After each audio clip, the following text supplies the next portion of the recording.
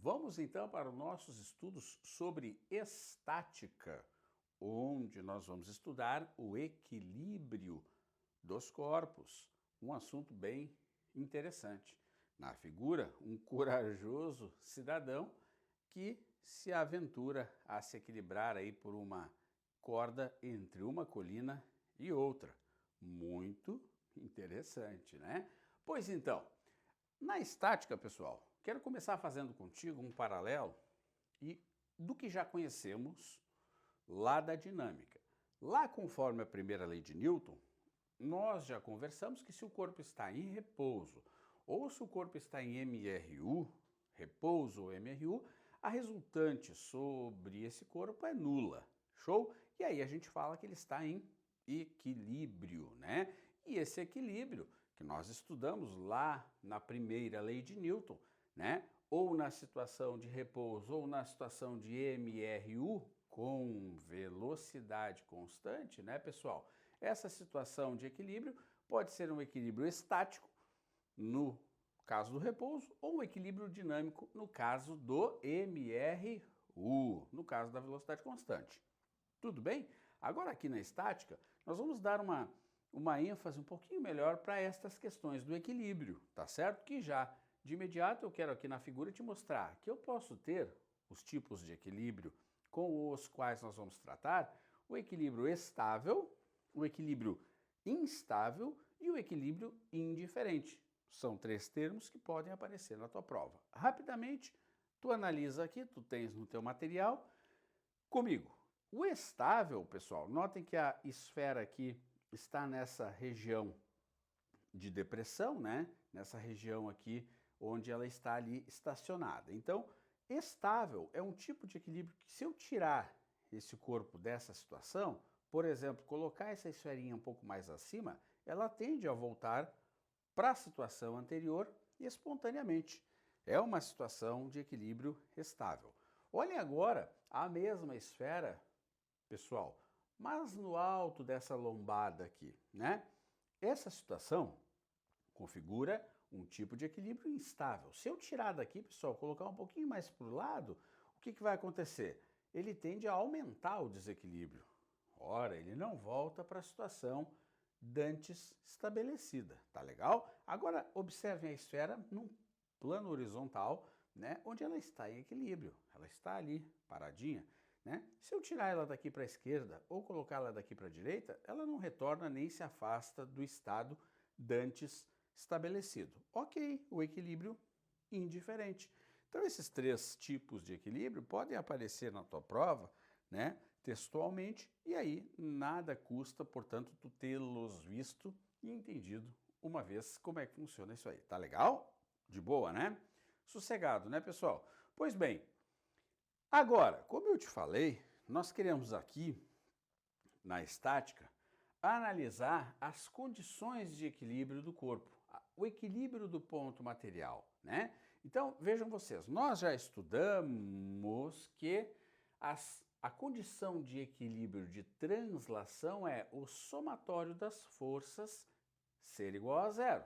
Ou seja, a força resultante sendo igual a zero, vai fazer com que esse corpo qualquer esteja em equilíbrio de translação. Então, ele não vai se movimentar nem para a direita, nem para a esquerda, né? Nem para cima, nem para baixo, se o somatório das forças, toda aquela soma vetorial de forças que atuam num corpo sendo zero, vai me dar o equilíbrio de translação. Então, essa é a primeira situação de equilíbrio, né, pessoal? Que eu vou marcar aqui como ok. E agora eu quero te apresentar uma segunda situação de equilíbrio, que é o equilíbrio de rotação, né, pessoal? Onde o somatório dos momentos. Este M significa o quê? Momento de força, tá? Então, o que é o momento de uma força, né? Esse momento de uma força está associado à rotação de um corpo em torno de um eixo. Ora, se esse corpo não translacionar, nem tampouco rotacionar, eu vou ter uma situação de equilíbrio satisfeita nas duas condições, ok? Para um ponto material, antes, nós estudamos, né, pela dinâmica, que se o somatório de forças fosse igual a zero, nós tínhamos lá o equilíbrio de translação. Mas agora, pessoal, eu estou introduzindo para vocês o conceito de equilíbrio de rotação. Então, se o somatório, essa letra sigma, ela significa, pessoal, somatório. Somatório dos, vem aqui com o Dani, anota isso aqui, ó, momentos, tá? Momentos de força.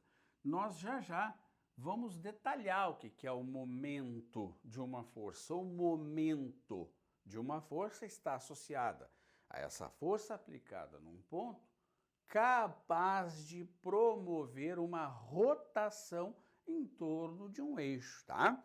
Fixo. Então, notem vocês, aqui eu teria o eixo fixo, o polo, né?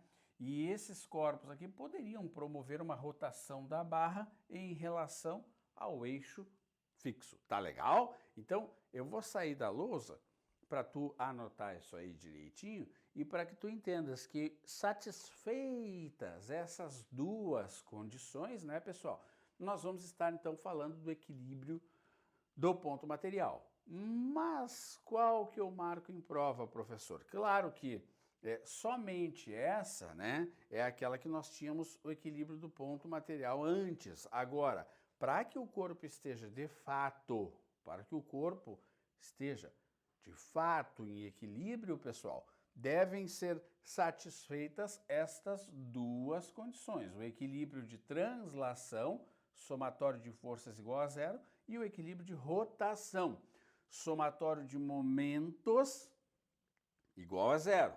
Mas, Dani, eu ainda não entendi o que é o momento de uma força. Já te falei, é aquela força que será capaz de promover uma rotação. Se isso não acontecer, nós vamos ter o equilíbrio de rotação também associado a esse corpo. Tudo bem, pessoal? Tá tranquilo? Então, essas são as condições para que um corpo esteja de fato em equilíbrio, tá?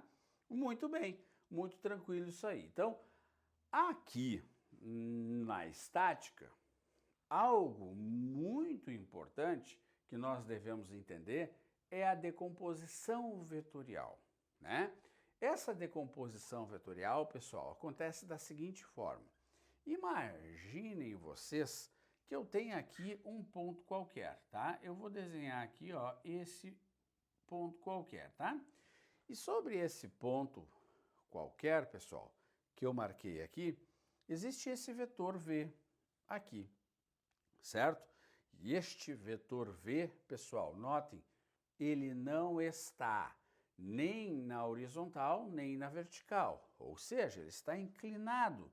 Ele atua sobre o ponto, mas de maneira inclinada. Talvez já conversamos sobre isso no passado.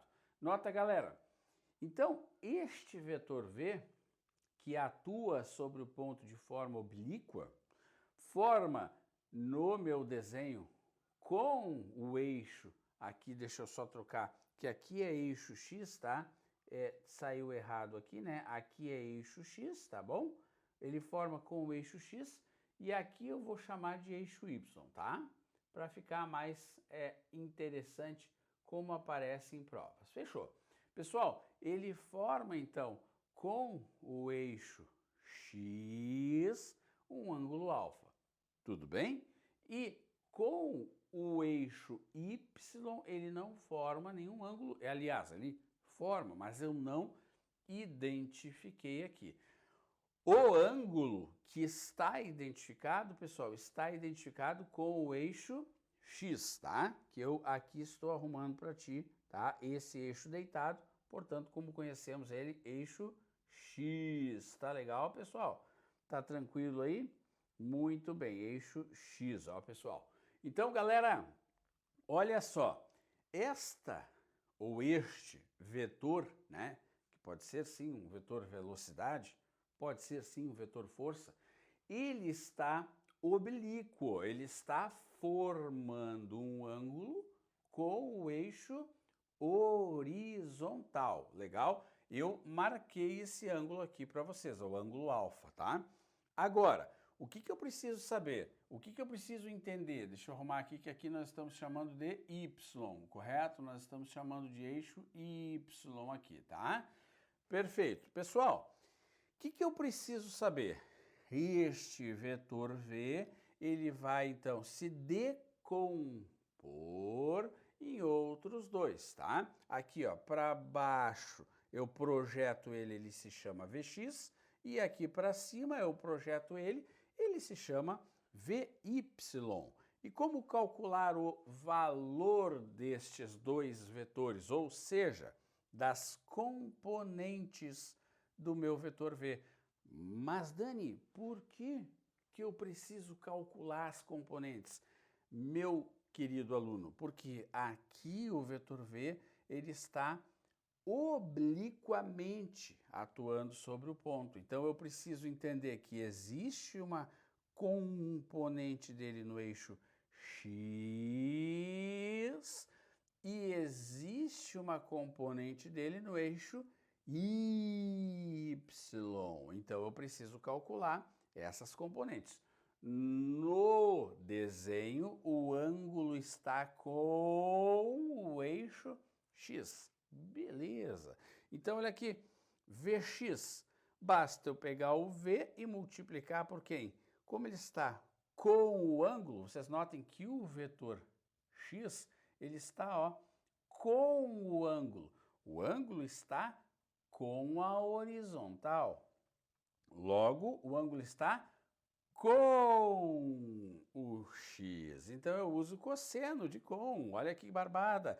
Vx é V vezes cosseno desse ângulo. Agora, o meu Vy, nota pessoal, ele não mediu aqui muito, embora haja o ângulo, ele não me mostrou. Então, ele está sem o ângulo no eixo Y. Então, é o V, basta pegar o V e multiplicar pelo seno.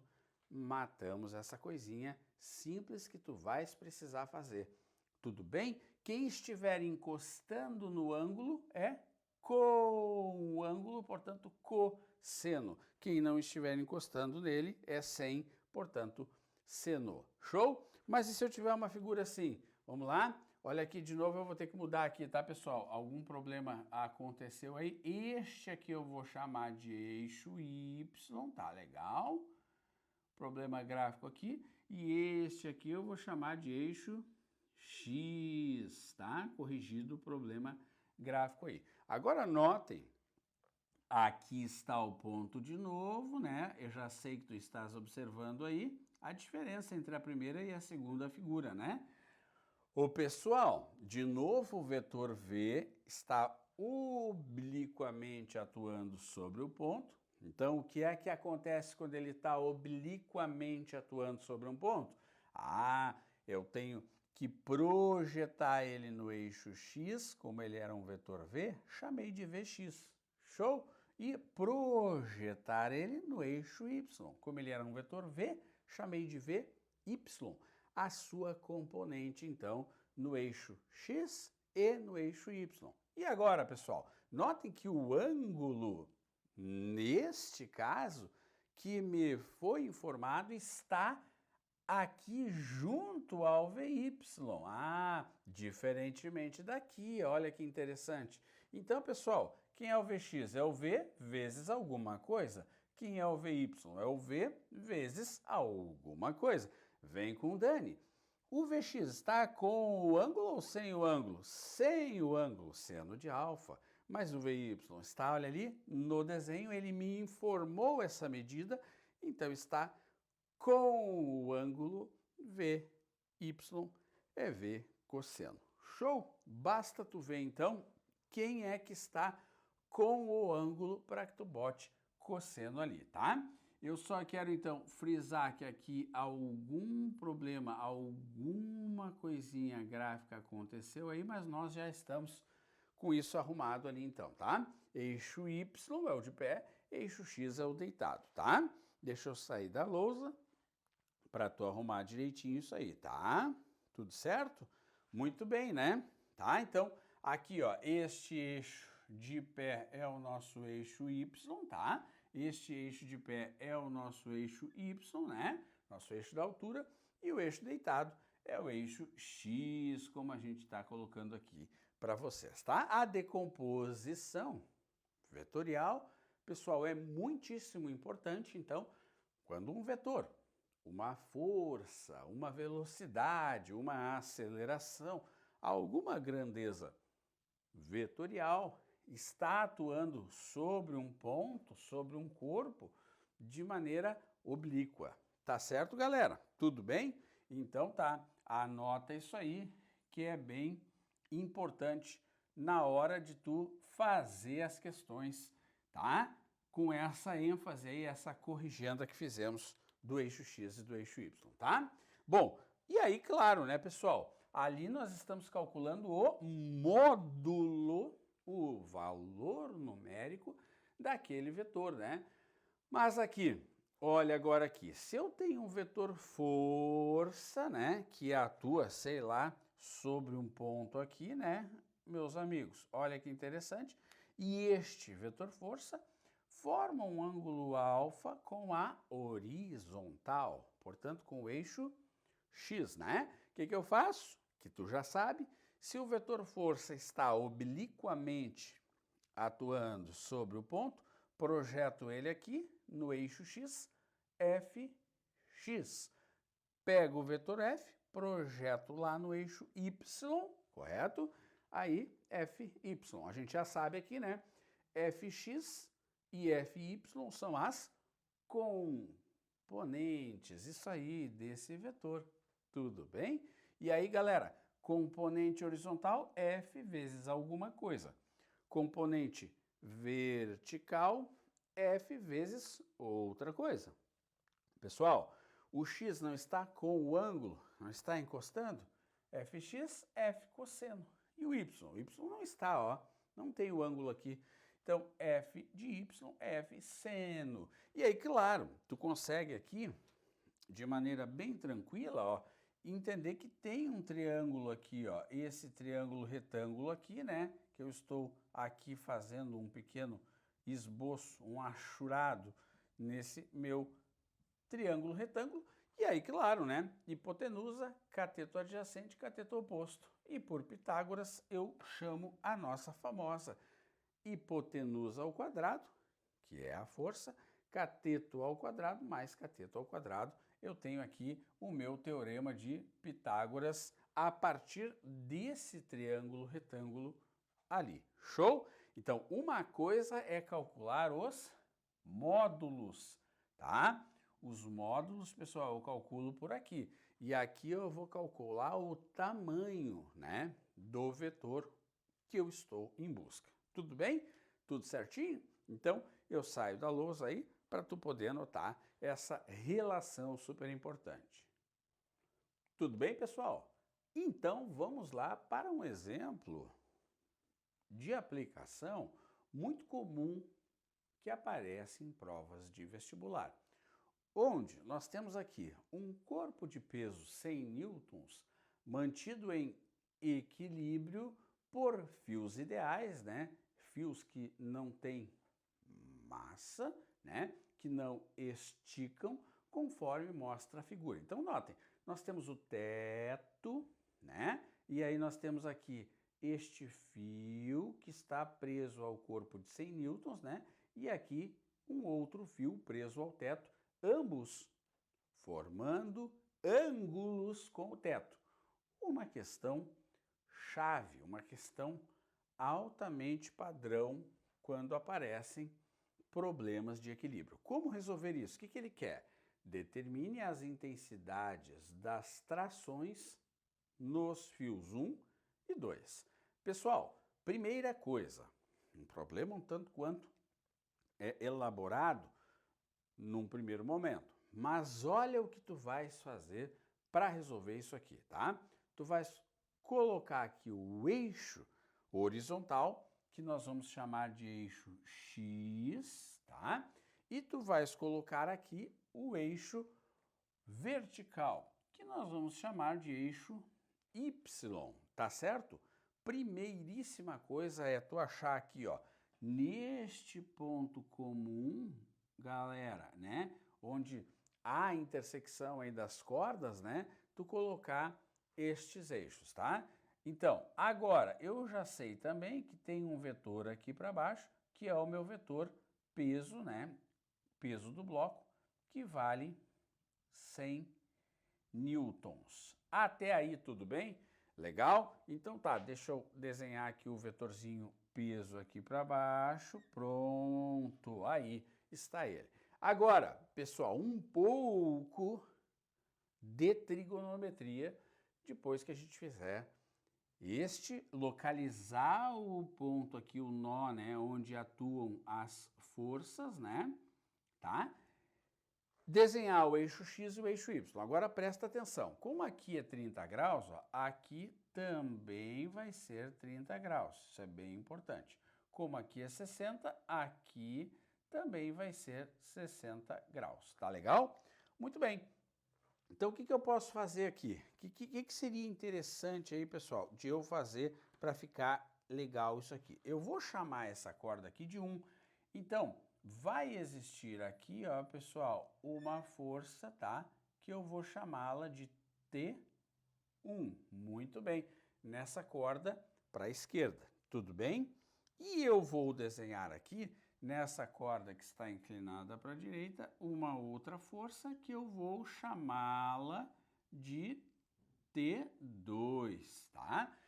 Claro que o correto seria colocarmos flechinha em cima, né? Assim, né, galera? Tá? Mas isso aqui o Dani vai deixar de colocar para não sujar a nossa figura.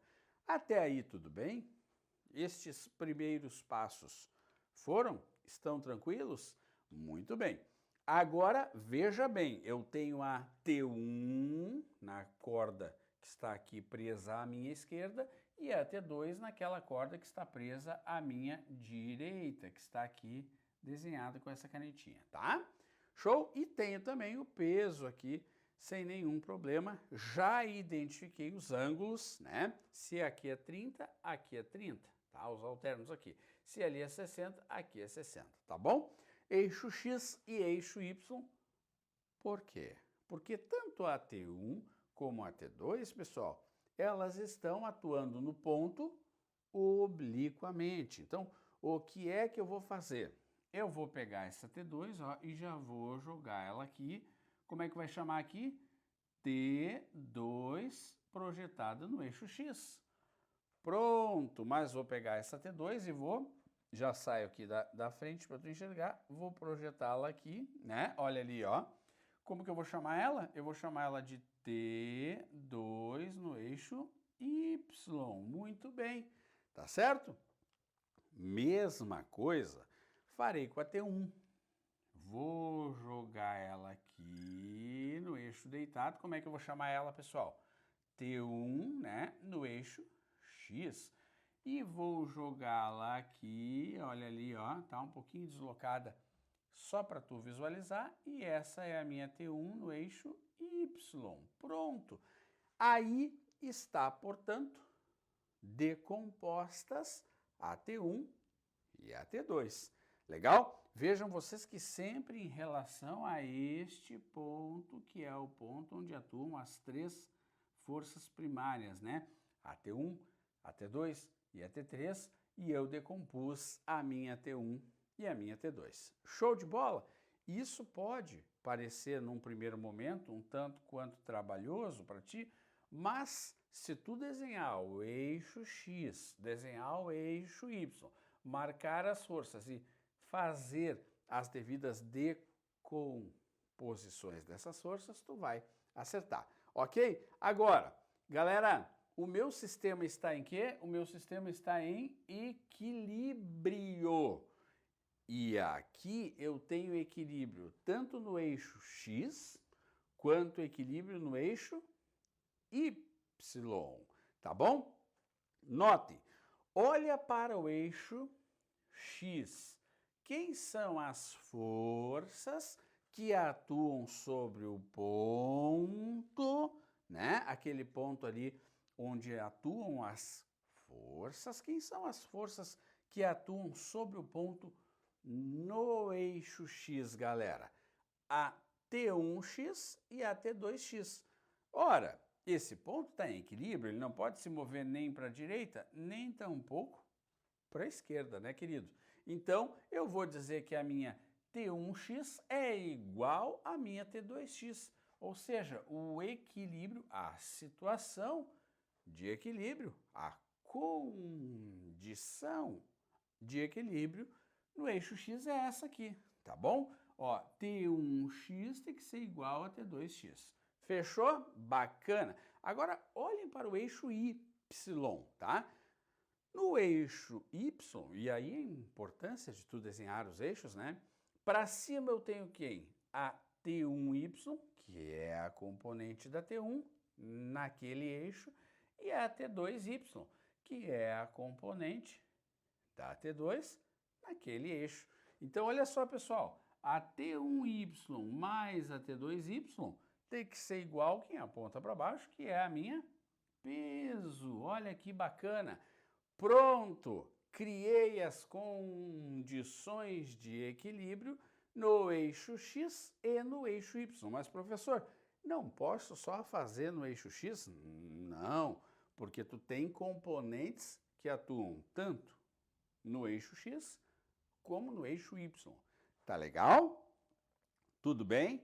Então observa isso aí, certo? Agora o que eu vou fazer? Eu vou precisar abrir, né? Vou precisar escrever a T1x, tá? Que tá aqui, e vou precisar escrever a T2x. Quem são essas forças, pessoal? Então vamos lá, tá? Olha aqui, a T1x, que é essa aqui, né? É a T1 vezes quem? O cosseno, porque ela está com o ângulo, olha aqui, ó, de 30. Pronto. A minha T1x, portanto, né, galera? A minha T1x, olha aqui, ó, ela está aqui, ó, prontinho. E quem é a minha T2x, hein? Olha a minha T2x, ela é a minha T2 e ela está com o ângulo, né? Ó, vezes o cosseno de 60. Show! Entendi, professor. É só abrir essas forças, portanto. Tá legal? Agora, olha só. T1 vezes, que é o cosseno de 30? Raiz de 3 sobre 2, igual a T2 vezes, que é o cosseno de 60? 1/2. Ótimo! O que dá para fazer aqui, pessoal? Cortar esse 2 com esse 2. Me sobrou que a T2 é a T1 vezes raiz de 3. Mas, Dani, não dá para fazer nada. Calma, deixa guardadinho. Viste o que eu fiz? Eu peguei a T1x e abri. Quem é a T1x? É a T1, né? Vezes, como está com o ângulo, cosseno de 30. Lá está ela. E igualei na T2x. Quem é a T2x? É a T2, como está com o ângulo, vocês estão vendo ali, né? Aquilo que nós fizemos lá no início de determinar os ângulos aqui, né, pessoal? Tá? Cosseno de 60, cheguei aqui. Vamos para o eixo Y? Vamos lá, então. No eixo Y, eu vou precisar abrir quem? A T1y, né? E a T2y também. Então, vamos lá, né? Quem é a minha T1y? Olha para cá. É a T1, só que olha aqui, está sem o ângulo. Seno de, ó, sem o ângulo de 30, não é mesmo? Seno de 30. Então, deixa eu só colocar para ficar didático aqui, que a minha T1y é tudo isso aqui, né? Que é a minha T2y, hein, galera? Minha T2y é a minha T2, ó, sem o ângulo, porque o ângulo está aqui, né? Seno de 60, pronto, igual ao peso, né? O peso que está lá, como já vimos, atuando para baixo. Aí, substitui os valores. T1, né? Vezes seno de 30 é 1/2, né? Mais. Agora, quem é essa T2 aqui, galera? Olha só, a T2 é T1 raiz de 3. No lugar desta T2, eu vou colocar quem? T1 raiz de 3, olha lá. Viram? Porque eu já tinha definido o valor da minha T2 lá, tá? Vezes o seno de 60, que é raiz de 3 sobre 2, igual ao peso, que é 100. Show de bola, tá? T1 vezes 1 meio é T1 meios. Mas, lembra que raiz de 3 vezes raiz de 3 dá 3 sobre 2, então fica T1 vezes 3 meios igual a 100. Fazendo o MMC deste lado aqui, pessoal, cujo denominador é 2, né? Tu vai achar 4T1 sobre 2. Simplificando, tu vai achar T1 igual a 50 newtons. Muito bem. Então, a T1 vale 50 newtons. Mas, professor, e a minha T2? Olha aqui. Portanto, né? Já que eu sei a T1, ó, a minha T2 valerá quanto, pessoal? Valerá 50 raiz de 3 newtons. Eu sei que é algo um tanto quanto trabalhoso, mas formata essa ideia no teu material, tá legal? Então, o que eu vou fazer primeiro? Eu vou identificar o tipo de problema com 2 cordas e um peso, eixo X, eixo Y, T1, T2, posso chamar aqui de T2 lá de T1, não tem problema, tá? Decompõe essas forças, T1x, T2x, T1y, T2y, faça as condições de equilíbrio no eixo X e no eixo Y, né, galera? E aí, então, substituindo valores, chegamos à resposta, tá? Eu vou sair da lousa para aquela pausa no vídeo onde tu copia, onde tu analisa, onde tu refaz de maneira lógica e precisa. Muito bem! Tranquilo? Formata aquele probleminha na tua cabeça, tá? Torque ou momento de uma força. Lembra que nós comentamos sobre isso lá no início da nossa aula? O corpo extenso, pessoal, pode executar um movimento de rotação em torno de um eixo fixo. Muito bem, tá? Quando isso acontecer, estaremos tratando de torque ou momento da força, tá? O torque, que eu vou simbolizar pela letra tal, ou momento de força, é um produto, muito bem, da força vezes a distância, cuidado pessoal, vezes a distância perpendicular, tá? Eu chamo de D perpendicular, desde a sua linha de atuação, né, até o eixo do movimento. E expressa o quê? Eu gosto muito dessa palavra aqui, ó, uma eficácia que a força vai ter para promover girar este corpo, né? Um giro, né? Então, olha aqui, o torque é a força vezes a distância perpendicular. Essa distância, pessoal, de atuação da força até o eixo fixo, a gente chama de braço de alavanca, como o Enem gosta, né, de falar, algumas provas também militares, né? Braço de alavanca, tudo bem? Então, olhem que bonito o desenho aqui, ó, a nossa chave de boca encaixada num parafuso, né? E aqui, então, o nosso eixo, né, de giro, sendo, portanto, esse eixo aqui, né? E a força lá, ó, perpendicular a este eixo aqui, que é o eixo do movimento, né, galera? Tá? Nós temos aqui o eixo do movimento, né? Isso é bem importante de tu entender, né? E aí, claro, o eixo do movimento estaria um pouquinho mais inclinado assim, né? E a força ali formando 90 graus com o eixo do movimento. Tudo bem? Tudo tranquilo? Então, importante, Meus amigos, importantíssimo isso aqui. O torque, ele mostra a eficácia de uma força para girar um dispositivo chamado alavanca, que é o que nós estamos fazendo aqui, tá? E nós temos o braço de alavanca, que é essa distância, tá? Desde onde eu aplico a força até onde eu promovo o torque. Agora é interessante que essa força pode atuar girando no sentido horário ou no anti-horário, o meu parafuso. Então, né, a gente costuma escrever em algumas provas, ó, momento da força em relação ao ponto fixo, tá? Claro, é uma outra nomenclatura, mas é bom que tu saiba, ó. Ou eu escrevo simplesmente torque, ou eu escrevo momento da força em relação ao ponto fixo, tá? Mais ou menos F vezes D, lembrando que esse D é perpendicular, tá? Este símbolo significa perpendicular ao eixo do movimento, tá? Galera, mais ou menos, prof. O que isso quer dizer?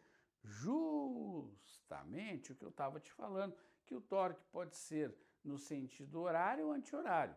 E isso quem convenciona é a prova, né? Mas nós podemos aqui, ó, o sinal do movimento da força pode ser negativo, né, ou positivo. E por convenção, tu pode adotar. A prova vai escolher o sentido horário de rotação como positivo, show, no nosso estudo aqui, e o anti-horário como negativo.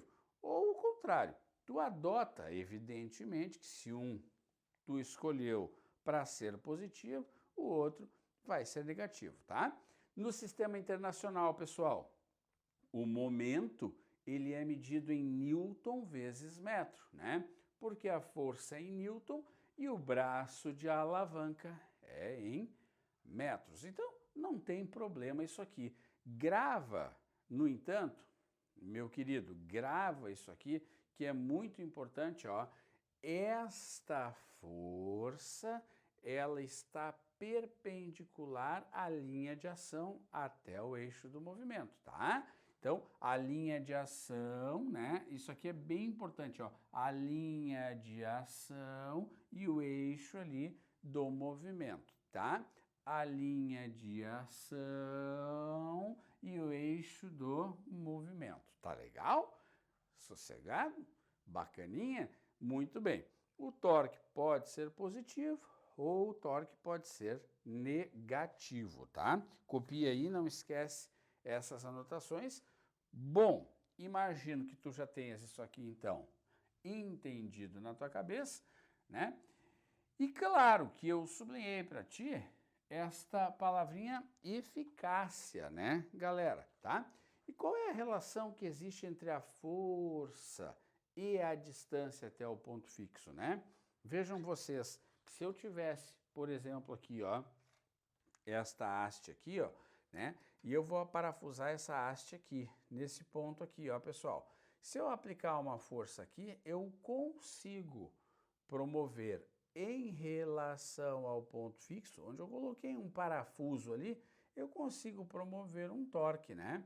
Bem como, se eu aplicar uma força assim, eu também consigo em relação ao ponto fixo, né? Onde eu coloquei um parafuso aqui, né? Bem aqui onde está o meu polegar e o meu indicador, ó, na extremidade esquerda desta haste é o meu polo, é o meu ponto fixo. Então notem, né, pessoal? Essas forças que eu estou aqui, ó, aplicando, tanto assim para cima, promovendo um torque no sentido anti-horário, ou esta força aqui para baixo, ó, promovendo um torque no sentido horário, ambas estão em 90 graus com este eixo aqui, tá? Que é a linha de ação. E o eixo do movimento, o movimento ele se processa, gente, em relação a esse ponto fixo, tá? Tudo bem? Agora, é claro que se eu tiver a intenção de provocar um torque muito próximo do eixo, eu vou precisar de mais força. Ao passo que, se eu estiver mais distante do eixo fixo, eu preciso de menos força para promover o mesmo torque. Vamos de novo? Aqui, ó, a barra, ela está parafusada bem na extremidade, mas ela pode girar em relação a essa extremidade. Se eu desejo, pessoal, com uma força perpendicular ao eixo este aqui, né, do movimento, tá? Perdão, da linha, né, de ação. Se eu pretendo fazê-la girar no sentido anti-horário, eu aplico um torque aqui, ela vai girar no sentido anti-horário. Show! Agora, se eu for para muito perto do eixo, vai exigir de mim mais força, tá? E isso eu gostaria que tu lembrasse, por exemplo, de uma maçaneta, né? Tá? Mas já já nós vamos entender. Agora, observem isso aqui, galera. Observem que aqui eu tenho, ó, uma haste, um polo, né? Um ponto fixo, tá bom? Então aqui é o meu polo, aqui é o meu ponto fixo, tá legal? Onde eu consigo então aplicar sobre este R uma força F assim. Pessoal, a força F está em 90 graus com a linha de atuação? Olha que interessante. Ele deu aqui, ó, um ângulo θ com a horizontal. E aí, a força que de fato provoca torque, ela tem que estar, olha aqui, ó, perpendicular à linha de ação. Então, queridos, olha a importância de saber decompor força. Neste caso aqui, muitos alunos iriam calcular o torque assim, né? Torque igual a quem? Força vezes distância, o chamado braço de alavanca, tá? Só que os alunos iriam usar esta força, enquanto, pessoal, que como a distância é perpendicular, não é mesmo? Olha lá, ó, a minha força também deve ser perpendicular, não é verdade? Então eu não posso usar esta força. Lembra o que tu aprendeu? Olha só, o ângulozinho está aqui, né? Lembra o que tu aprendeu agora há pouco? Esta força que está obliquamente aplicada nessa haste, que poderia girar no sentido horário ou anti-horário, ela gira no sentido anti-horário. Vou colocar aqui, ó, anti-horário. Muito bem. Ela gira, ela promove um torque no sentido anti-horário nessa haste, mas não ela, de fato, e sim esta força aqui. E aí tu lembra quem é a F paralela aqui, ó? A F paralela, ela está com ou sem o ângulo? Com o ângulo. Então, essa F2 aqui, ó, pessoal, ou F paralela, como queira, ela seria a F vezes o cosseno de θ. Mas a força que eu busco, de fato, é a F perpendicular, que é quem? A F vezes ela está com ou sem? Olha aqui, ela está sem o ângulo θ. Esta é a responsável pelo torque aqui. Por quê, professor? Porque ela forma 90 graus com a linha de atuação da força. Então, meus queridos, esse torque, então, ele vai ser de fato o torque da força perpendicular é quem? Quem é a força perpendicular? Olha aqui, é o F vezes o seno daquele ângulo lá, né? Que eu, obviamente, eu vou ter essa informação, vezes a distância perpendicular, que é o braço de alavanca, tá? Isso aqui ocorre quando eu tiver a força, portanto, inclinada, tá? Eu quero que tu anote aí, porque é um detalhe que muitos alunos deixam passar despercebido, tá? Show? Beleza, então, tá? Aí eu posso calcular o torque de maneira segura, de maneira tranquila, tá bom, queridos? Anotado? Muito bem. Então aqui, ó, quem me importa é a força perpendicular, tá? Essa F perpendicular, aquele T deitado significa perpendicular. Tá bom, pessoal? Tá legal? Então é um assuntinho, né, que muita gente aí não estuda e acaba perdendo essa pontuação na hora da prova, tá? Mas o que eu estava te falando é o seguinte, olha só, olha que interessante, algumas figuras que mostram, né, esse ponto fixo, o braço de alavanca e a força perpendicular, tá bom? Olha que legal aí, tá? E aqui algumas engrenagens, né, nas quais também existe o torque em relação a um eixo fixo, tá? Nós vamos nos deparar mais com essa situação da primeira figura, tá? Lembrando, quanto mais distante do ponto fixo, né? Galerinha, vamos anotar aqui, ó. Esse aqui é o meu ponto fixo, né? Quanto mais longe do ponto fixo, né, eu aplico a força, menos esforço, né, para eu provocar o torque. Então, é mais eficaz o meu torque quando a força é aplicada mais longe. Caso eu viesse para mais perto do ponto fixo, né, galera, eu precisaria de mais força para promover o mesmo torque. Tu podes fazer esse experimento aí na tua casa mesmo, tá legal? Então, olha só, por isso que as maçanetas de porta são colocadas bem na extremidade longe da dobradiça, para que eu consiga promover um torque com menos esforço. É verdade isso? Vamos ver aqui. Olha que legal. Para abrir uma porta, você aplica sobre a maçaneta e olhem, reparem aqui, pessoal. Aqui, ó, nesse eixo que eu estou pontilhando, olha aqui, gente, está a dobradiça, não é verdade? Tá? Então, essa porta, ela pode girar em relação a... Quem é que está aqui? Vamos anotar. Aqui está as dobradiças, né? Tá? Que prendem a porta na parede e, consequentemente, asseguram a ela o giro, né? E notem que a maçaneta, galera, está o mais distante possível da ou das dobradiças. Isso é fácil, né? A gente vê isso todos os dias, tá? Perfeito. E essa maçaneta colocada a uma distância D da dobradiça conforme a figura. Bom, uma força de valor F perpendicular à porta vai ser aplicada. Show, tá?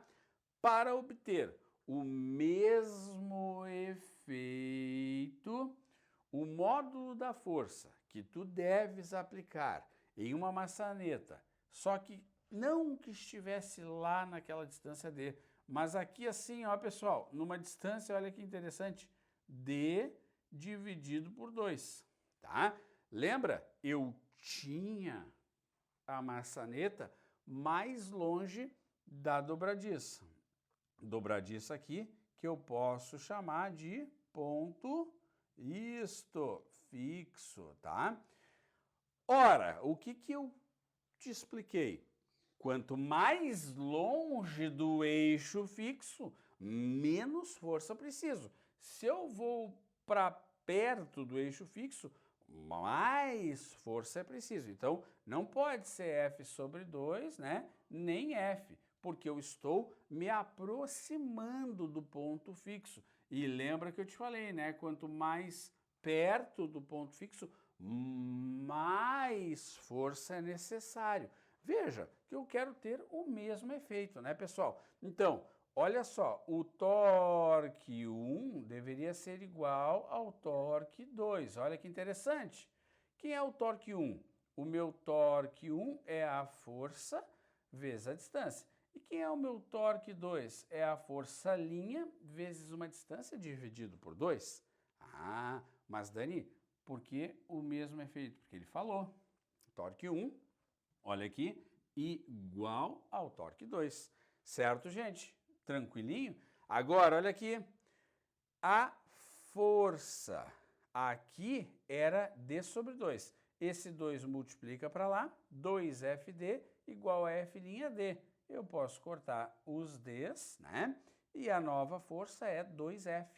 Show! Nem precisava eu ter feito tudo isso, né? Porque é fácil, que se torque é a força vezes a distância perpendicular, né, ao ponto de atuação, o que eu tenho, pessoal? Se eu pensar que eu tenho que ter o mesmo torque, né, quanto mais longe, menos força. E o contrário também é verdadeiro, tá? Mas eu posso, dessa forma, então, provar. Quanto mais longe do ponto fixo, menos força para promover o mesmo torque, tá certo? Tá bom? Olha como é que eu fiz aqui a dedução. Troquei a distância D do segundo torque por D sobre 2. Passei esse 2 para lá, cheguei nessa relação aí. Tá tranquilo? Bacaninha? Então tá. Acho que tu entendeu essa questão. E todos os dias, né, a gente se depara com uma aplicação dessas aqui, né? A gente abre e fecha uma porta, a gente também mexe na tampa do notebook, né? Onde a gente aplica ali torques em relação a um ponto, a um eixo fixo. Tudo bem? Anota então que isso é bem importante. Tudo certo? E agora vamos ao equilíbrio do corpo extenso numa situação, tá, de condição de equilíbrio do sistema gangorra, que é algo, pessoal, que muito aparece. Por que eu estou chamando aqui de sistema gangorra? Para que tu consiga visualizar isso aí de uma maneira mais simples e aí aplicar na hora da tua prova. Olha que interessante aqui, uma gangorra onde eu tenho uma barra, um ponto fixo, e isso aqui é bem importante a gente colocar, que aqui, ó, pessoal, é o meu ponto fixo do problema, tá? E aí, em uma das extremidades o Pedrinho e na outra das extremidades o Carlinhos, né? Notem que tanto o Pedrinho como o Carlinhos estão a uma distância do ponto O. Ah, então o Carlinhos também está a uma distância do ponto O, do ponto fixo. E eu vou chamar isso aqui, né, pessoal, de distância do Pedrinho, e isso aqui eu vou chamar de distância do Carlinhos. Pessoal, ambos os meninos têm uma massa. Existe a massa aqui do Pedrinho e existe aqui a massa do Carlinhos, tá?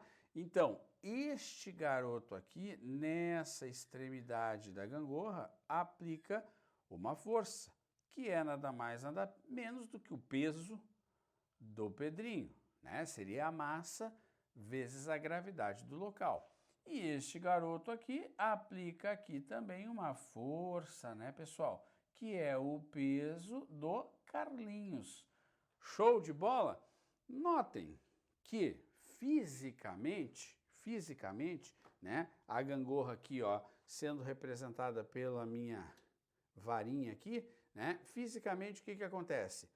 O Carlinhos, na sua aplicação de força sobre a barra da gangorra, né, galera? Ó, tende a fazer com que ela gire no sentido horário.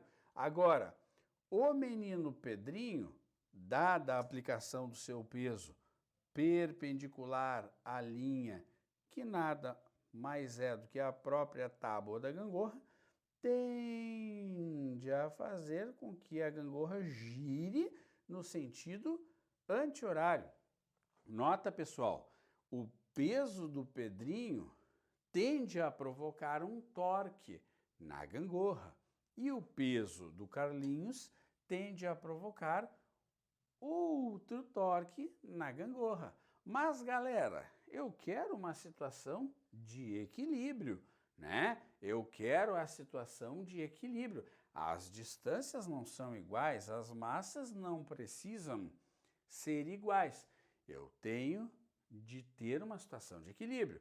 Então, o somatório dos momentos, né, no sentido horário tem que ser igual ao somatório dos momentos no sentido anti-horário. Ou seja, o torque horário deve ser igual ao torque anti-horário. Eu poderia muito bem escrever aqui o que, pessoal? Que o torque, né, do Pedrinho, ele tem que ser igual ao torque do Carlinhos.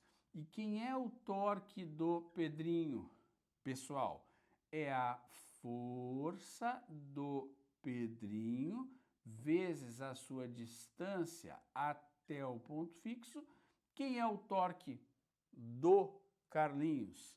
É a força do Carlinhos vezes a sua distância até o ponto fixo. Claro que estas forças, né, galera, como já falamos, né, são as respectivas pesos. Então, o peso do Pedrinho vezes a distância dele até o ponto fixo é igual ao peso do Carlinhos vezes a distância dele até o ponto fixo. Show? Bacana? Nessa situação, leva pronto, meu querido. Não tem o peso da barra. A barra, ela tem um peso desprezível, tá? Então, vale esta premissa aqui, onde, né, eu posso achar tanto os pesos, e vale a pena lembrar, né, que o peso do Pedrinho é quem? É a massa do Pedrinho vezes a gravidade. E o peso do Carlinhos é quem? A massa do Carlinhos vezes a gravidade, tá bom? Se eu achar o peso de um dos garotos, eu posso achar a massa. E se eu conheço a massa de um dos garotos, eu posso achar o peso. Show? Que é aquela força ali que está promovendo o torque. Tá show? Tá tranquilo? Tá bacana, né? Vou sair da tela para tu anotar, tá? Essa situação do sistema gangorra que é muito legal. Visualizei, vou para este mecanismo aqui, tá, pessoal? Vou para essa estrutura. Força 1 vezes distância 1 igual a força 2 vezes distância 2. Lembrando que aqui as forças são os próprios pesos, tá? Tudo bem? Claro que aqui nós poderíamos até fazer um exemplo numérico, mas não vem ao caso, né? Para descobrir talvez uma distância, para saber se ele está ou não em equilíbrio, né? Tá? Claro que satisfeitas essas condições, a gangorra vai ficar em perfeito equilíbrio ali, tá? Na horizontal. Fechado? Então, esse sistema gangorra, pessoal, é muito legal de tu saber. Detalhe, muito importante aqui, o peso da gangorra não entra no problema, tá? Show? Muito bem, então. Olha só, centro de massa, quero conversar contigo, que é um ponto, e é um termo que tu vai encontrar muito na tua prova, é um ponto onde a gente considera que está concentrada toda a massa de um corpo extenso, de um corpo que relativamente tem um tamanho ali considerável no problema. Centro de gravidade é o ponto onde a gente considera estar aplicada a força-peso, tá?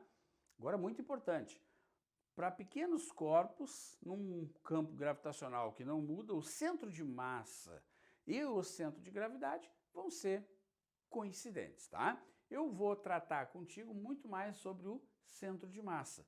Por exemplo, lá naquela gangorra, se o peso da gangorra fosse levado em consideração, ele estaria atuando no centro de massa da gangorra, ou seja, bem no meio da gangorra, bem no meio da tábua que compõe a gangorra, tá? Certo? Olha aqui, ó, mesmo quando isso ocorre, pessoal, cada um dos dois pontos coincidentes expressam diferentes propriedades do sistema. Isso aqui é interessante assim, ó. Nota que eu mostrei o garoto para vocês aqui, ó, né, em diferentes posições, né, tá? E eu destaco o centro de gravidade dele e a linha de gravidade é a base de suporte. Agora, olha essa caixa. Quando eu tenho ela assim nessa posição, essa caixa aqui retangular, né? Eu desenho a força-peso e vejo que ela está nessa região compreendida pela caixa. Então a caixa não tende a tombar, né? Tá? Se eu inclinar ela e desenhar a força-peso e ainda assim ela estiver dentro dessa região delimitada, pessoal, olha aqui, ó, delimitada, olha a região delimitada pela caixa, a caixa não tomba, tá? Agora olha que interessante, inclinei mais um pouco e a peso, olha lá, ó, olha onde ela vai bater na região fora desta delimitada. Então ela tombaria nessa terceira situação, tá? Nota, na primeira situação, desenhei a força-peso e ela está na região delimitada aqui pela caixa, não tomba, evidentemente não tomba. Inclinei um pouquinho, desenho a força-peso, olha onde ela vai bater lá, ó, pum, na região delimitada, ela está dentro da região, não tomba. Na terceira situação, desenhei a força-peso, olha onde ela vai bater lá, pessoal. Ela bate fora da região delimitada, ó, que seria esta região aqui. Se a peso estiver nesta região aqui, ela não tomba. Então isso aqui é uma regra prática para tu saber num problema, por exemplo, se vai ou não tombar, deslocando aí o centro de gravidade da caixa. Tá? Pode explicar de novo, professor. Se eu desenho a força-peso e vejo onde ela está batendo lá no chãozinho, se está na região delimitada pela caixa, não tomba. Se está na região delimitada pela caixa, não tomba. Mas se está na região fora da delimitada pela base da caixa, ela tomba, tá? Então, não tombaria e tombaria esse deslocamento aí de centro de massa, que é como a gente vai tratar isso aí. Tá bom, pessoal? Uma diquinha aí bem legal, porque tu vais achar isso aqui, ó, em um exercício. Tem um exercício nosso que isso vai aparecer, tá? Então é bem importante que tu saiba essa jogadinha de saber quando tomba, quando não tomba, tá legal? Tudo bem? Então olha só, pode-se demonstrar que o centro de massa e o centro de gravidade de um sistema estão no mesmo ponto quando o sistema se encontra em presença de um campo externo e uniforme sobre todo o sistema. Mas, repito, mesmo quando isso ocorre, cada um desses pontos, pessoal, coincidentes, expressam diferentes propriedades do sistema, porque o centro de massa é uma coisa e o centro de gravidade é outra. Mas nós vamos tratar em um caso específico como eles estando no mesmo lugar. Tudo bem? Telinha bacana essa aí, tá? Telinha aí que complementa o teu material de sala, de aula, tá? Então acho bacana tu dar uma analisada com critério. Foi? Bacana. Vamos aplicar uma questãozinha? Vamos lá? Olha só, uma tábua uniforme de 3 metros de comprimento é usada como gangorra por duas crianças de massa 20 kg e 45 kg, tá? Detalhe, a tábua tem 3 metros de comprimento. Elas sentam sobre as extremidades da tábua de modo que o sistema fique em equilíbrio. Então ele está arbitrando aqui uma situação de equilíbrio, tá? Sobre o apoio localizado a uma distância de 1 metro da criança mais pesada. Qual é o peso da tábua? Epa! Então agora, pessoal, o peso da tábua está sendo levado em consideração, tá? olha a situação física aqui, tá bom? Olha a situação física aqui, tudo bem? O que nós temos dessa situação física apresentada aqui, tá? As crianças têm massa, vem comigo, 20 quilogramas, portanto, o peso dessa criança aqui, né? Eu vou chamar essa criança de A, o peso dessa criança aqui é de 20 vezes 10, supondo que estão na Terra, né, pessoal? Tá? Ela exerce aqui 200 newtons, que tem a intenção de provocar um torque, um giro da barra no sentido anti-horário.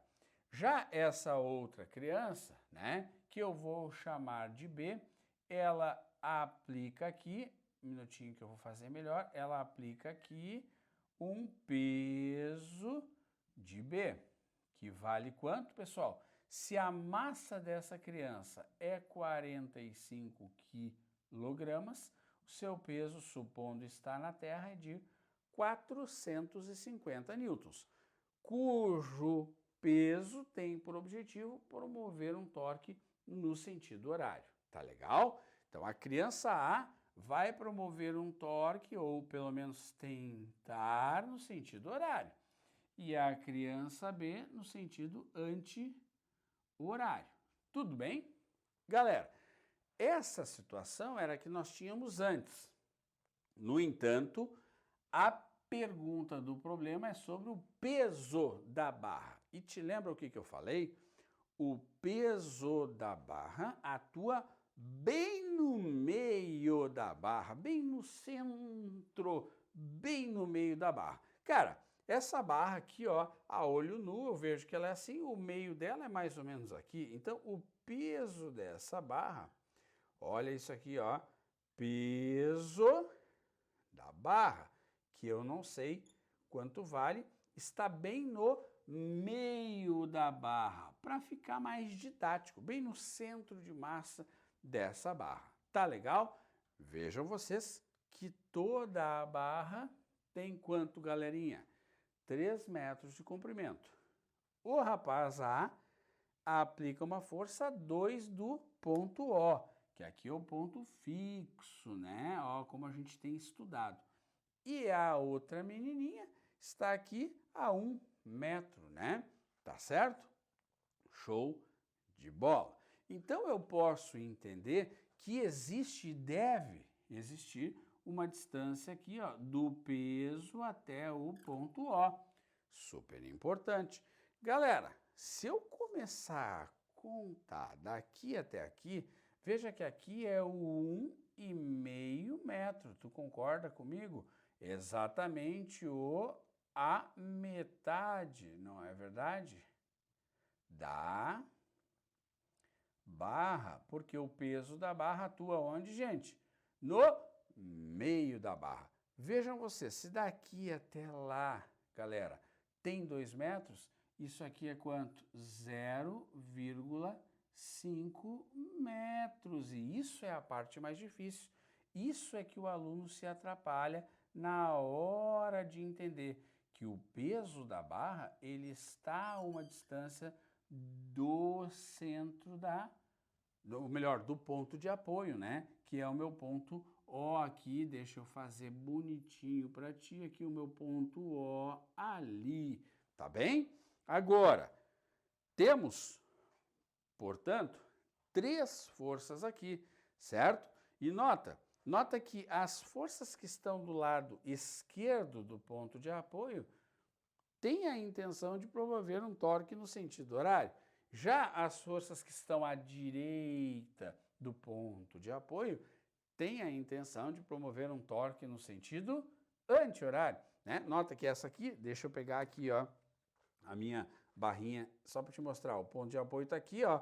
Olha a força do guri, ó, querendo girar a barra no sentido, né, anti-horário. Olha o peso aqui, querendo girar a barra no sentido anti-horário. Mas olha a menina aqui, querendo girar a barra no sentido horário.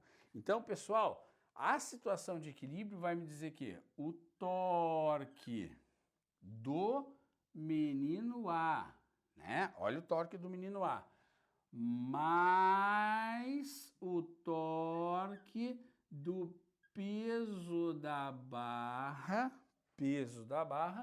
devem ser iguais ao torque da menina B, né? Diga-se de passagem, pessoal, olha aqui, ó, né? Essa barra deveria terminar aqui, tá? São 3 metros até aqui, tá? Então, o nosso desenho aqui não precisaria ter esse pedaço aqui. Um detalhe só. Vem com o Dani agora aqui, ó. Quem é o torque do menino A? É a peso de A vezes a distância, mais distância de A, né? Tá? Quem é o torque do peso da barra? É o peso da barra, correto? Tá? Peso da barra, que eu vou chamar de PBR, só para ficar diferente daquele lá, né? Vezes a distância da barra até o ponto fixo, ou seja, desde essa distância até o ponto fixo, tá? Igual ao peso da menina B vezes a distância dessa menina B. Pronto, olha aqui. Então, o somatório dos torques do lado esquerdo do ponto fixo devem ser iguais ao somatório do lado direito. Ou seja, em outras palavras, somatório no sentido horário igual ao somatório no sentido anti-horário. Pronto. Quem é o peso de A? 200. Vem aqui comigo, então. Peso de A, 200 vezes. Qual é a distância dele até o ponto fixo? Olha aqui, ó, 2 metros. Muito bem, 2 metros. Mais peso da barra, que eu não sei quanto é, estou chamando de PBR, e a distância do peso da barra até o ponto fixo, lembrando que o peso da barra atua na metade da barra, atua no 1,5. Como daqui até lá tem 2, falta meio. Vezes 0,5 igual, que é o meio metro, igual peso da menina B, 450 vezes distância dela até o ponto fixo, 1. Muito bem. 400 mais 0,5 peso da barra, correto? Igual a 450. Ótimo, algebrismo, tá? 0,5 vezes o peso da barra é igual a 450 menos 400, que viaja para lá. 0,5 peso da barra igual a 50. Peso da barra, portanto, 50 dividido por 0,5, que vai dar 100 newtons. Tá legal? Olha que curioso, então, tá? 100 newtons ali nós vamos ter. E claro, se eu botar 100 newtons aqui, ó, vai dar 400 mais 100 vezes 0,5, 450, que é o que eu tenho do lado de lá, portanto, eu acertei. Show? Pessoal, isso é interessantíssimo, quando o peso da barra deve ser levado em consideração. Última observação aqui, que não foi pergunta de prova. Aqui no apoio, pessoal, aqui no apoio, cuida isso, porque isso aqui pouquíssima gente fala.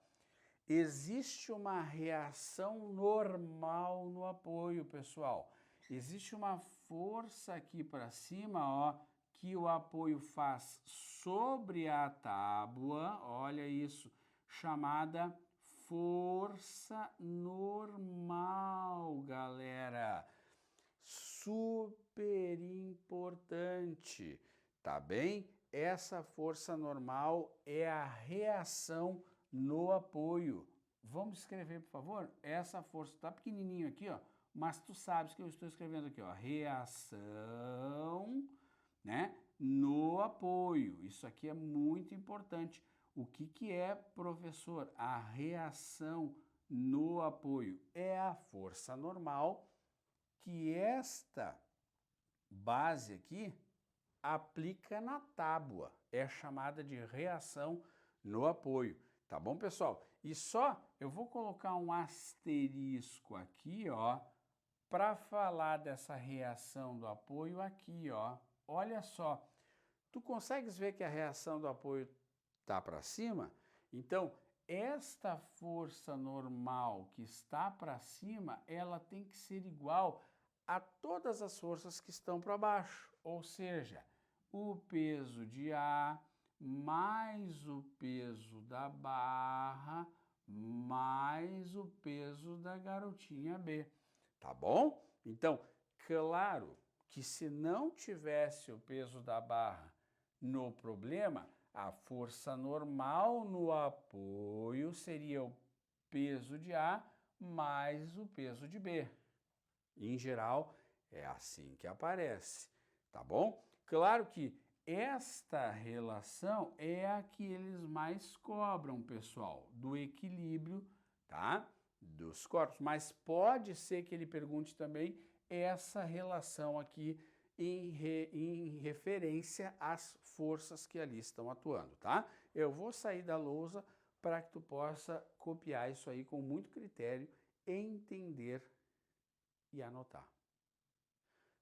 Beleza, pessoal? Vamos lá então para os tipos de alavancas, que são dispositivos que vão nos auxiliar aqui para reduzir o esforço quando queremos então, por exemplo, elevar alguma carga ou, né, deslocar alguma coisa.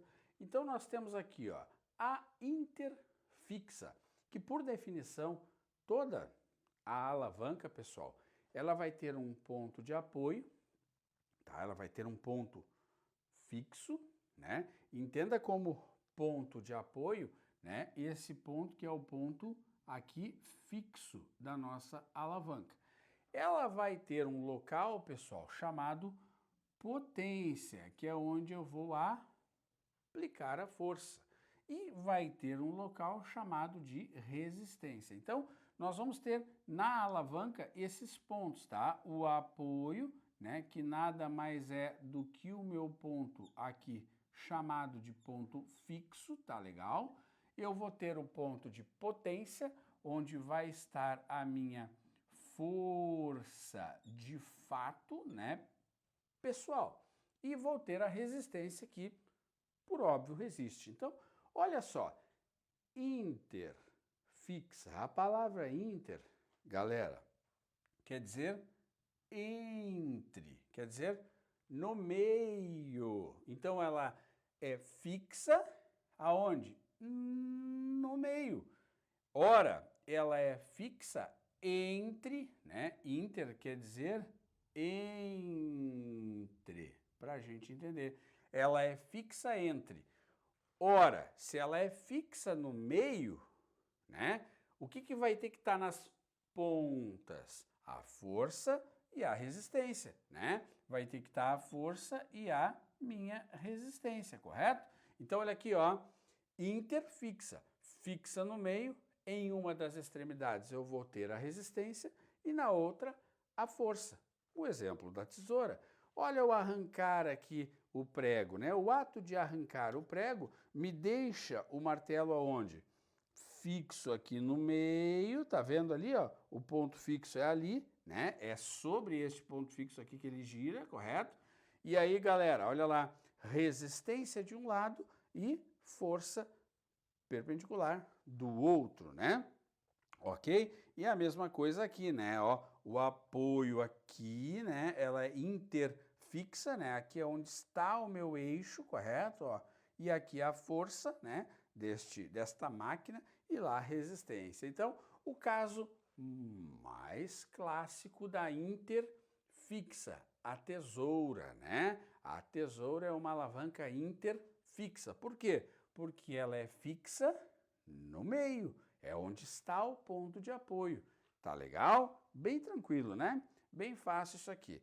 Dá uma olhadinha aí que tu vais encontrar questões sobre isso de maneira bem suave, né? Teóricas e agradáveis de serem resolvidas, tá? Próximo tipo de alavanca, né, é a interresistente, né? Olha aqui, a palavra inter é no meio, então está com a resistência no meio. Olha lá, olha, a resistência é exercida entre o ponto de apoio e a potência. Então, olha aqui, ó, o quebra-nozes. No meio está a resistência. Em uma ponta, a força. Na outra ponta, o meu ponto fixo, né? Conhecido como apoio, tá? E o carrinho de mão, hein? Olha só, interresistente. A resistência está no meio. No meio de quem? Do meu ponto fixo, ponto de giro, né? Ou chamado apoio, correto? E o local onde eu aplico a força. Veja, né? Quem está no meio é o que está dizendo o nome. Ela é resistente no meio. O que sobrou para as pontas? A potência, não é verdade? E o ponto fixo. E olha que interessante aqui o nosso pé, ó, né? O nosso tornozelo e o calcanhar aqui, ó. Olha que interessante, né? A resistência está no meio, a força está lá numa extremidade e o apoio lá na ponta. Então, o ato, né, de levantar o pezinho também é uma interresistente quando eu apoio na ponta do pé, tá certo? A força vem de trás, igual ao carrinho de mão. Então, olha a interresistente, basta que tu leia, que tu entenda o mecanismo de que inter quer dizer quem está no meio, né? Monte o teu resumo para tu entender isso aqui. E por fim, galera, temos a interpotente, ó. Inter é no meio. Quem é que está no meio? A minha potência ou força, né? Por definição, a potência é exercida entre o ponto de apoio e a resistência. Ora, se ela é potente no meio, o que sobrou para as extremidades, hein? O que sobrou para as extremidades? O ponto fixo e a resistência. O pegador de gelo, a pinça, né? Olha aqui, ó, é no meio onde eu aplico a força. Interpotente. Lá está o ponto fixo, ó, o meu apoio, né? Olha o ato de pescar. Eu apoio a vara aqui na perna, né? E eu aplico uma força no meio e a resistência é o meu peixe. A vara de pescar é interpotente. Basta tu ver quem está no meio. Potência é força. Força é potência. E olha que interessante aqui a questão do bíceps. Olha só, interpotente, né? Porque nós temos o músculo fazendo a força no meio, entre o apoio e a resistência. Show, galerinha? Bacaninha? Então tá aí os 3 tipos de alavancas com as respectivas conceituações. Muito bom tu levar pronto esses tipos de alavanca, tá? Uma família, diz aqui nesse exemplo, comprou uma casa nova e estava se preparando para a mudança. Questão contextualizada. Os homens carregando a mobília e a mãe com a filha empacotando os objetos menores. De repente, a mãe pega um porta-retrato com uma foto tirada na construção da antiga casa. A menina observa que era possível ver na foto 2 pedreiros trabalhando, um deles usando o carrinho de mão, né, para carregar a massa, e o outro usando o martelo para arrancar um prego, né? Muito bem. Sua avó aparecia com a vassoura na mão, varrendo a varanda. E a sua mãe aparecia com uma pinça na mão, aparando a sobrancelha. Com isso, ela lembrou das aulas de física e percebeu que tudo isso a gente chama de máquinas simples, pessoal. É máquinas simples ou alavancas, tá bom? Bem tranquilo aqui tu anotar isso aí, tá? Máquinas que servem para diminuir os nossos esforços aí, tá? Beleza. Então, olha só, vou até sair da lousa para que tu consiga entender o que se passa aí, tá? Então, nós temos aqui alguns elementos, né? Olha só, nós temos alguns elementos aqui. A menina viu que tinha lá o carrinho de mão. Que tipo de máquina simples é o carrinho de mão? Lembra? O carrinho de mão deixa numa ponta a força, na outra ponta onde está a roda o ponto fixo e no meio a resistência. Então é uma interresistente. Não pode ser a letra B, nem pode ser a letra C, tá? Que tipo de alavanca, pessoal? Depois do carrinho de mão vem o martelo. É o martelo, como eu te mostrei, para arrancar o prego. Lembra? O martelo ele fica fixo aqui no meio, a extremidade à direita é o prego e a extremidade à esquerda é a força. Então é interfixa. Beleza, já matamos a nossa questão, mas vamos adiante, né?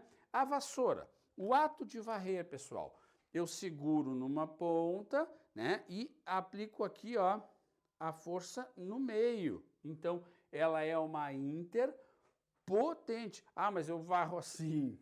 Aí tu não varre com tanta eficiência. A vassoura segura numa ponta e aplica a força no meio. A mão de cima serve para deixar fixo e a mão que varre para dar a potência. E por fim, a pinça. A pinça que é o que, pessoal? A pinça que nada mais é do que o que? Um tipo de alavanca o que? Olha aqui, interpotente. Olha aqui, a pinça, ó, a resistência numa ponta, né? Aqui estaria a resistência, o ponto fixo e a potência no meio. Muito bem. Portanto, matamos com letra A. Show? Bacaninha a questão, então, que ele contextualizou, né, gente? Mas para perguntar quais eram os tipos de máquina simples, quais eram os tipos de alavancas. Show? Bacana! Caminhando o final, eu te apresento a talha exponencial, né? Veja só, pessoal, essa montagem com roldana, se for feita com uma roldana fixa só, né? Apenas uma roldana fixa, o rapaz aqui terá de vencer o peso do bloco aplicando uma força F aqui. Não há uma diminuição no esforço quando eu trabalho com apenas uma roldana móvel, ou perdão, uma roldana fixa. Agora, se eu fizer uma montagem onde eu tenho uma roldana que é móvel, pessoal, eu vou ter este peso aqui e vou ter uma redução aqui, ó, da nossa força de esforço, vamos dizer assim, né? Já que eu tenho essa roldana móvel. Então, a talha exponencial, galera, ela tem por objetivo montar uma associação para erguer uma carga com o uso de uma roldana móvel. E por quê? Por que isso acontece? Porque essa roldana móvel, pessoal, ela diminui o esforço, falando assim, bem como o Enem gosta de te cobrar. E por que acontece essa diminuição, pessoal, dessa força aqui aplicada pelo cidadão? Justamente porque eu consigo dividir nas tensões ali o peso da carga. Então, o que é mais interessante para diminuir o esforço numa questão de talha exponencial? É que tu não tenhas somente a roldana fixa, onde a força seria igual ao peso aqui, né, pessoal? Em módulo, tá? Não é interessante, é interessante que eu monte a minha talha com uma roldana móvel, certo? Tranquilo? Então, o fundamento eu já entendi. Agora, vamos aqui para uma próxima tela, só para a gente ver como é que funciona essa sistemática. Olha que interessante ali o rapaz, com muito esforço, tendo que levantar a carga, né? Mas olha só, diminui a intensidade da chamada força potente que deve ser aplicada. Então, olha aqui, A força resistente e a força potente. Reduzida por quanto, pessoal? Sobre 2. Que interessante! Sobre 2, né? Agora, olhem essa aqui. Ao passo que essa tinha uma roldana móvel, galerinha, galerinha, galerinha, esta aqui é a minha roldana ou polia móvel. Ela está solta ali no meu sistema. Essa é a minha polia fixa, tá legal? Ela está presa ao teto. Olha agora, esta é a minha polia fixa, presa ao teto. E aqui eu tenho uma, duas, três roldanas que são o que, pessoal? Móveis. Olha que interessante. Então, a minha força resistente, ela é calculada, a minha força potente, ela é calculada por força resistente sobre 2 na N. A força que eu terei de fazer para puxar a carga, pessoal, é justamente a força de resistência, que aqui nada mais é do que a massa vezes a gravidade, dividido por 2 na N. Mas, professor, quem é este N aqui? Galera, anota, marca, este N é o número de polias móveis. Super importante isso aí, tá? Aí tu vais, então, com essa montagem, conseguir reduzir o teu esforço. Tá show? Tá tranquilo? Isso aqui é bem bacana de tu também anotar, montar um roteirinho, marcar que o que importa são as roldanas que são móveis, força que eu preciso, a força potente que a gente chama, ó, para puxar, né? A força aplicada é F de resistência, massa, gravidade, porque nada mais é do que a carga, né? Dividido por 2 na N, tá? Creio que tu tenhas isso aí no teu material e vou te mostrar aqui, olha só, olha que interessante. Na montagem fixa, F igual a R. Olha agora, então, eu tenho que me lembrar, a força potente é a força resistente por 2 na N. E olha só, 2 na 1 é 2, então reduziu pela metade. Olha agora, 2 na 2, porque são duas que estão móveis, é 4, reduziu pela quarta parte. 1, 2, 3, 2 na 3 é 8, reduziu a oitava parte. Que interessante, né? E isso, pessoal, me leva para uma equação chamada vantagem mecânica. Olha aqui, pessoal, vantagem mecânica, porque tu há de convir comigo que eu vou conseguir, né, galera, reduzir a força aplicada. Como é que eu calculo a vantagem mecânica? Eu pego a força resistente e divido pela força que de fato ali eu vou estar calculando, tá? Então, pessoal, é o quanto de vezes reduziu o meu esforço. Olha que interessante. Sem nenhuma roldana móvel, não reduz o meu esforço. Com uma roldana móvel, reduz pela metade. 2 na 1, 2. Com duas, reduz a quarta parte. Com 3, reduz a oitava parte, né? Se fosse 4, né, eu teria 2 na quarta. Então, galera, essa vantagem mecânica, basta tu pegar aqui, ó, a força resistente, dividir pela força motriz, tá? Que é a força que tu tá aplicando, e aí tu vai ver o teu fator de redução. Não precisa também fazer uma equação, se tu não quiser, não precisa. Basta tu ver aqui, ó, quanto é que a resistência foi reduzida e tu vai ter aqui a vantagem mecânica. Olha que interessante essa montagem. Vem com o Dani. Uma fixa e uma, duas, três móveis. 2 na 3, 8. Qual é a vantagem mecânica? É 8. Pronto.